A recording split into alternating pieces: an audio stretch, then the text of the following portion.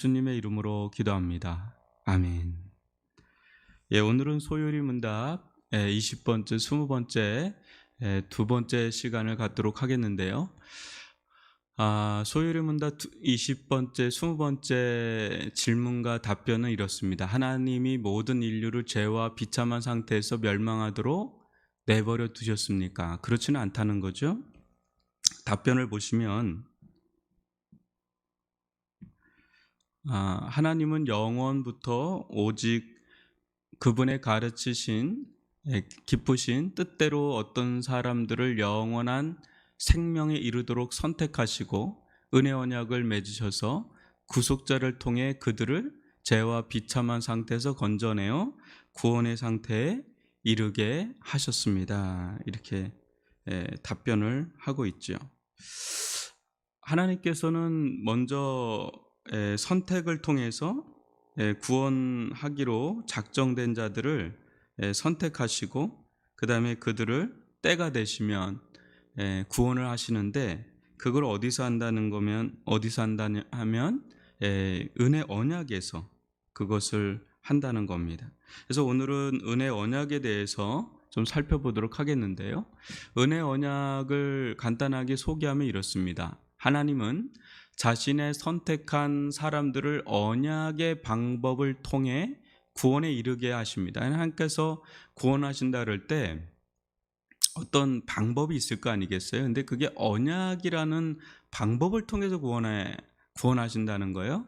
그래서 하나님은 선택한 자들을 위해 그리스도와 함께 은혜 언약의 관계로 들어가십니다. 이때 그리스도께서는 둘째 아담으로서 모든 선택한 자들의 대표가 되시며, 그리스도를 통해서 모든 선택한 자들이 언약의 수혜자가 되십니다. 한번 저를 보시면 여러분, 쉽게 설명하면 이렇습니다. 여러분이 죄 짓고 싶어서 죄 짓고 태어났습니까? 아니죠. 우리는 원죄라고 하는 것은 나의 의지하고 상관없이, 여러분들이 태어난 것도 내가 태어나야지 하고 태어난 게 아니잖아요. 부모님을 통해서 그냥 주어진 거예요. 근데 그 깊은 가운데는 하나님의 뜻과 계획이 있지만, 그냥 표면적으로 나타난 건 그냥 부모님들이 결혼해서 애를 낳고 그 중에 내가 있는 거예요. 내 의지가 이렇게 들어가고 피력이 된 게 아니죠.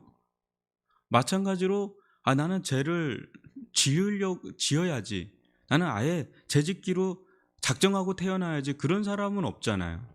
근데 태어나서 보니까 원죄, 죄의 씨가 그냥 죄의 씨를 담고 있는 겁니다, 우리가.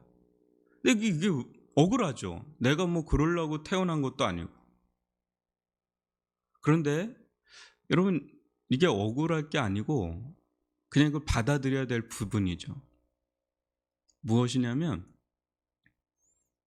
내가 그 가정에 일원이 됐다 그러면, 심지어는 어떤 가정의 아버지든 어머니든 사고를 쳤어요. 그러면 다른 가정엔 그 영향을 안 받을 수 있어요. 근데 나는 그냥 직격탄을 맞을 수가 있죠. 우리나라에 만약에 수장이 뭔가 그릇된 결정을 한다, 그럼 나는 이 나라 백성이란 이유 하나로, 국민이란 이유 하나로 그냥 직접적인 영향을 받죠. 직접적인 영향. 근데 다른 나라는 그 영향을 안 받을 수 있어요. 우리가 이렇게 태어난 거, 이게 죄 가운데 태어난 거는 우리가 잘못했다기보다는 아담의 후손이라는 거죠. 아담의 후손이다라는 걸 보여주는 거죠. 그래서 아담 안에 있다는 이유 하나로 그 영향을 받습니다. 동시에 이 은혜 언약이 얼마나 놀라운 언약이면, 이 아담 언약에 있다가 우리는 예수님을 통해서 은혜 언약으로 들어갑니다. 은혜 언약에 들어가면 은혜 언약 안에 있다는 이유로, 예수 안에 있다는 이유로 예수님께 일어났던 일들이 다 우리에게 다 일어나 버리는 거죠. 그게 은혜 언약이에요, 쉽게 말하면. 그래서 예수님께서 완전히 순종했다. 그럼 그 순종한 게 우리가 순종한 게 돼버리고, 아담이 죄를 범한 게 우리가 죄를 범한 게 된 것처럼 예수님께서 순종하심이 다 우리가 순종해 버린 게 돼버리는 거, 그게 은혜 언약입니다. 그래서 예수 안에 있다는 거, 믿음 안에 있다는 거.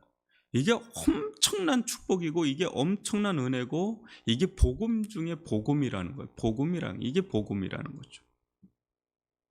그래서 갈라디아서 4장 4절을 보면 때가 차면 하나님이 그 아들을 보내사 여자에게서 나게 하시고 율법 아래에 나게 하신 것은 율법 아래에 있는 자들을 속량하시고 우리로 아들의 명분을 얻게 하려 하심이라. 그래서 복음 안에서는 다 수동태예요.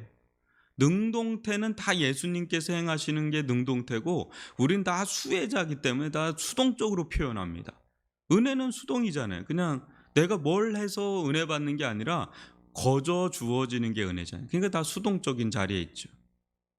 그래서 하나님은 예수님을 율법 아래로, 그러니까 아담 언약 안에 보내셔서 그 모든 율법의 요구를 다 예수님이 다 수용하시고 다 감당하시고 다 순종하시고, 그래서 그 안에 있는 우리들을 건져내셔서 어떻게 해요? 하나님의 자녀의 명분을 주는, 하나님의 나라로 옮기는, 예수의 나라로 옮기는, 예수 안에 있게 하는, 언약 안에 있게 하는, 그래서 새로운 피조물이 되게 하는 그런 일을 이루셨단 말이죠. 이게 구원이고 이게 은혜고 이게 복음이고 이게 생명이고 이게 복이고 그렇다는 거죠. 왜요? 이 세상 가운데 아담 안에 있을 때 주어지는 그 사망, 그 비참함, 사망과 죄와 비참함 가운데 있는 이유가 뭐예요? 아담 안에 있기 때문에, 아담 언약 안에 있기 때문에. 근데 거기서 건져내서 예수 안에, 예수의 언약, 새 언약, 은혜 언약 거기에 있게 하니까 이게 진짜 복이죠. 이게 구원이고요. 그래서 은혜 언약의 적용을 보시면 매우 중요합니다. 이것을 간단하게 설명하면 이렇습니다. 하나님은 선택한 자들에게 실제로 구원이 일어나도록 어떻게 해요? 성령을 통해서 영적 각성이 일어나게 하십니다. 그래서 영적 각성이 일어날 때 어떤 일이 일어나요? 죄를 깨달아요. 용서를 구하도록 만들고 용서하는 사랑을 경험하게 하시죠. 그리고 성령으로 그리스도의 유익을 깨닫게 하셔서 구원을 위해 그리스도께로 나오도록 만드시고요. 이렇게 구원의 유연 역사를 통해서 선택한 자는 실제로 죄 용서함을 경험하고 그리스도에 대한 확고한 믿음을 얻게 되는 그런 일련의 구원의 역사가 일어나게 된단 말이죠.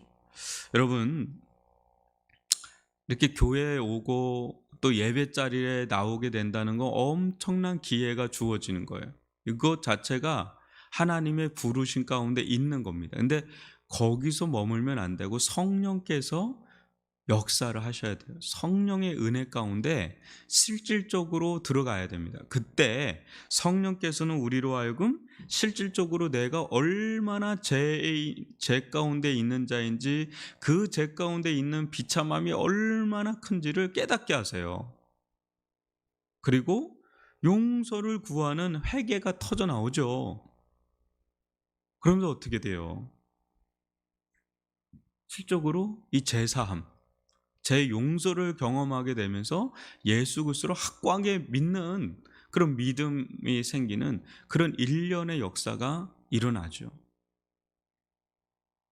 그래서 이게 말씀을 듣는 거는 매우 중요하죠. 근데 그 말씀을 듣고 그냥 오랫동안 듣는다고 해서 그게 사람이 구원받고 변화되는 게 아니고 그 안에 성령께서 그걸 깨닫게 하셔야 돼요. 그때 10년이고 막 5년, 막 20년이고 다녔던 사람도 내가 죄인인지 그 죄 가운데 있다는 게 그냥 막연하게만 생각했던 사람이 성령께서 역사하면 아주 그게 뼈저리게 그게 깨닫게 되는 일이 일어나요. 어떤 사람은 그냥 들어오자마자 깨닫는 사람이 있고, 어떤 사람은 뭐 한참 지나서 깨닫는 사람이 있고, 심지어는 너무나 죽는 그 순간까지 그걸 못 깨닫고 그냥 교회에서 직분받고 소천하는 사람도 있어요. 그러니까 이게 그냥 직분받았다고 교회 오래 다닌다고 능사는 아니고요.